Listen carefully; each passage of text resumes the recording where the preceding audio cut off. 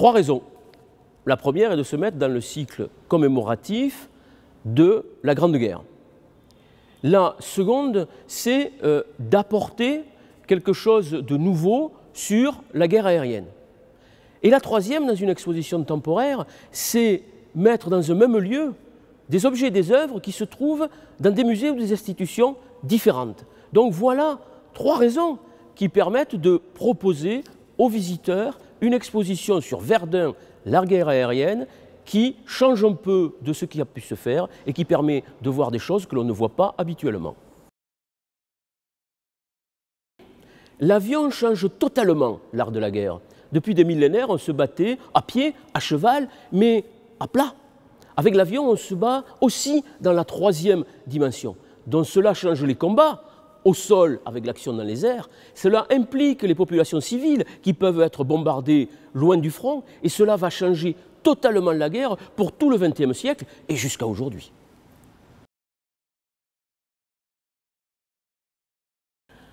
Au départ, l'avion sert à l'observation pour renseigner le commandement et permettre les réglages de tir d'artillerie sur des objectifs que l'on ne voit pas depuis le sol. Ensuite, des avions empêchent ces avions d'observation d'effectuer leur mission et donc on met en œuvre d'autres avions pour empêcher ces seconds avions d'empêcher les premiers de faire leur mission. C'est ainsi que naît la chasse. Ce n'est pas une fin en soi, c'est une conséquence et c'est cet ensemble d'actions aéronautiques qui crée la bataille aérienne.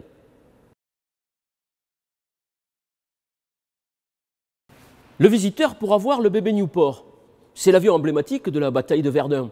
Mais ce n'est pas que ça, la bataille de Verdun. Le visiteur trouvera des photographies, des cartes postales, des uniformes, des équipements, des affiches, et même une voiture.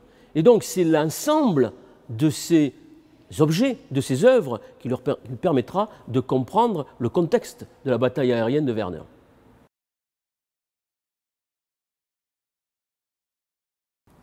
Une bonne exposition est une exposition où il y a peu de texte et où les objets, les œuvres vont dialoguer entre eux pour justement donner le sens.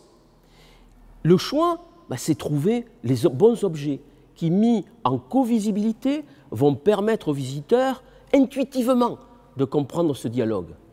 Et donc, choisir les objets, c'est choisir des objets qui parlent et qui parlent directement aux visiteurs.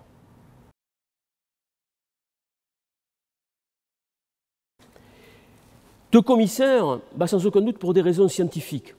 Madame Clémence Reynaud et moi-même avons des parcours différents, des connaissances préalables différentes, et cela permet d'enrichir par des croisements de regards la réflexion en amont sur l'exposition et ensuite l'exposition elle-même.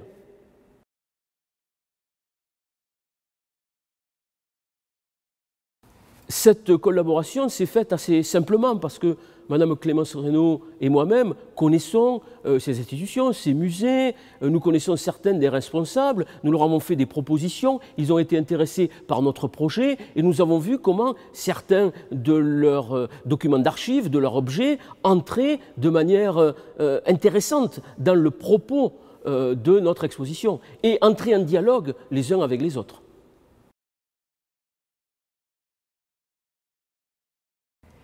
Le musée de l'air et de l'espace a la chance de compter dans ses équipes messieurs Séchois et Presta, qui sont deux scénographes de talent. Avec eux, depuis des mois, nous avons travaillé pour mettre en confrontation un discours scientifique, des objets, des propositions de scénographie. Et donc cette exposition n'est pas la mise en scène d'un concept préalable, mais le cheminement d'une scénographie et d'une histoire et des objets pour arriver à cette exposition.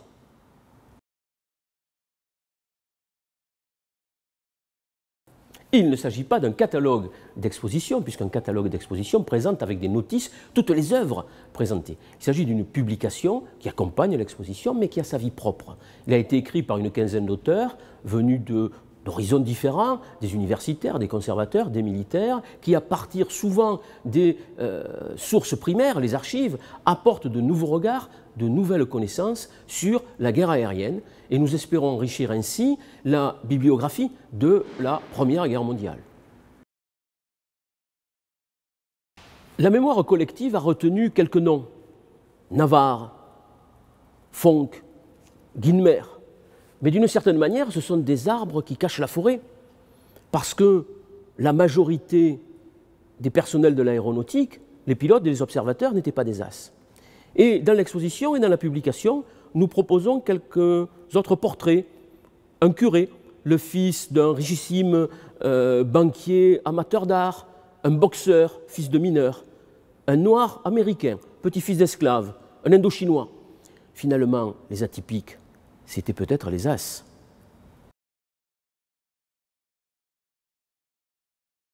J'aurais tendance à dire, pour tout le monde, le spécialiste y trouvera des regards et des informations parfois inédites et qu'il ne connaissait peut-être pas.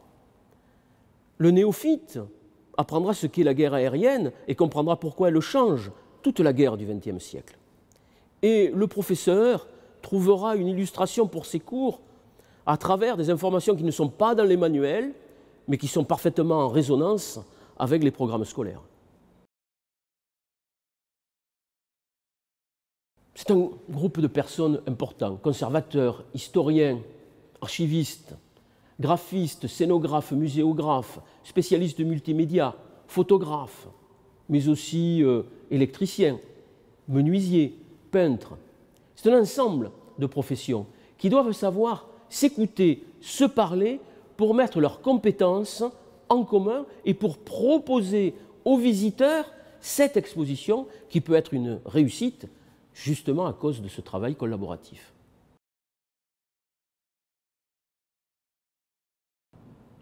La guerre aérienne, c'est bien sûr les combats aériens, mais si on ne voit que cela, on n'a rien compris.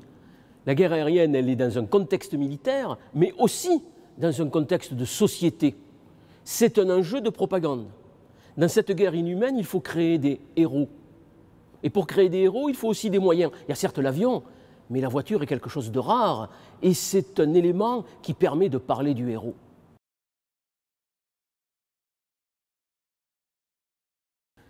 Oui, les anecdotes, elles sont nombreuses, mais en voici une qui est assez loin de ce que peut imaginer le visiteur de cette exposition.